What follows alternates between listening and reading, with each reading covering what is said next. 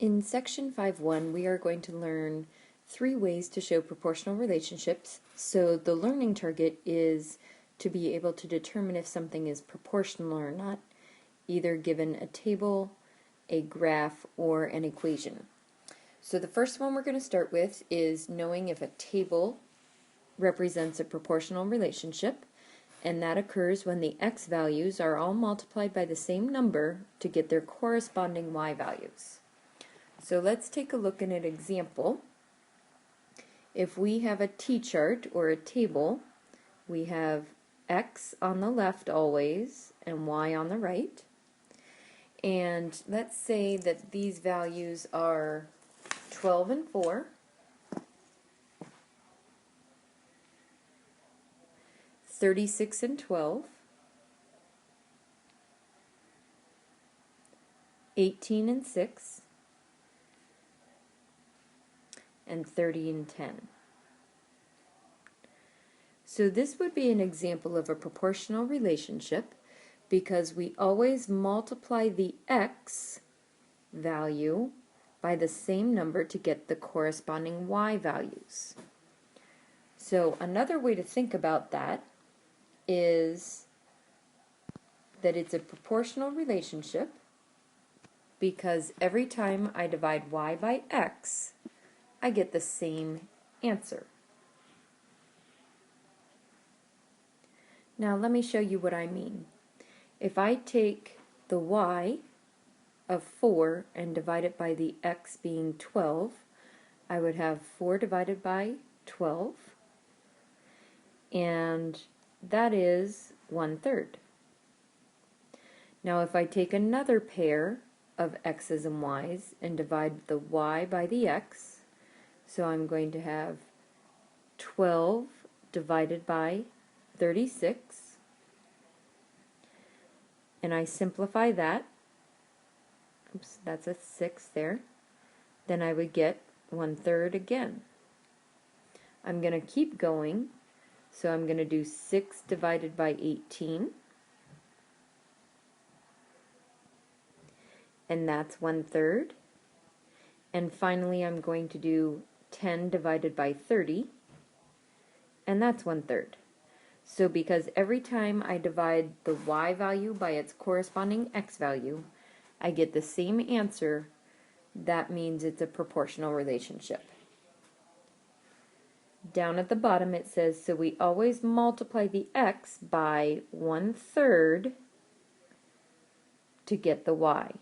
12 times 1/3 is 4, 36 times 1/3 is 12, 18 times 1/3 is 6, and 30 times 1/3 is 10. So that is a proportional relationship. Now I'm going to show you one that is a non-example, which means this table will be made up of numbers that do not represent a proportional relationship. So if I choose x's and y's here, so if I give you a table that looks like this, where the x value is 2 and the y value is 4, then another point would be 3, 8, a third would be 4, 16, and another one is 5, 32. So there's definitely a pattern in this table, but I'm not looking for a pattern. I want to know if you always multiply the x by the same number to get the y. So to determine that, I'm going to do the y values divided by the x values and see if they're the same answer. So I'm looking at 4 divided by 2,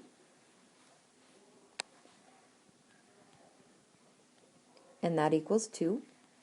And then I'm going to do 8 divided by 3, and that, all I'm going to write is that does not equal 2. So I can stop right there. This is not a proportional relationship because y divided by x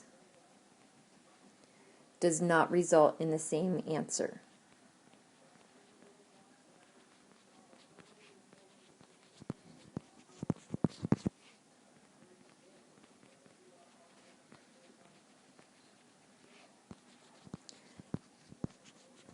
So whenever you take y divided by x and you get two different answers like we did here, I got a 2, and then this would be 2 and 2/3, so it's not equal to 2. That means it is not a proportional relationship.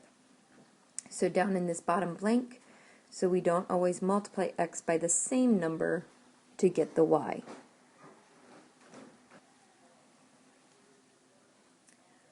All right, let's go ahead and flip to the next page. So the first way to show a proportional relationship that we talked about on page 1 was with tables. We can also show it as graphs. So the rules for proportional relationships are that it has to be a straight line and it must go through the origin. So I'm going to draw some examples of proportional relationships on the on the left-hand side, but on the right-hand side I'm going to show some that are not. Here is an example of a proportional relationship because it follows the rules that it is a straight line and it also goes through the origin. So remember, the origin is the point 0, 0. Another example could look like this. This is another one because it goes through the origin and it's a straight line. So those are the two rules that are required for proportional relationships. Over here I'm going to draw non-examples on the right-hand side. So this one here goes through the origin. Well, it's supposed to. So let's redo that one. There's one that goes through the origin right here, and it is not a straight line. So because it's not a straight line, remember it has to follow both rules. That's why this one is not a proportional relationship. Here's another example. This one would not be a proportional relationship because it does not go through the origin. So since it doesn't go through the origin, it can't be proportional. Notice that it is a straight line, but it has to follow both rules up here. All right, and now we're going to talk about the third way to show proportional relationships. The third way to show proportionality is with the equation. And the equation has to be in the form of y equals mx. M is going to be an extremely important concept for many things that we do the rest of the year. In this case, when y equals mx, that is a proportional relationship, and the m is called the constant of proportionality. So if you go back to our tables, it's the number that we multiply x by to get y.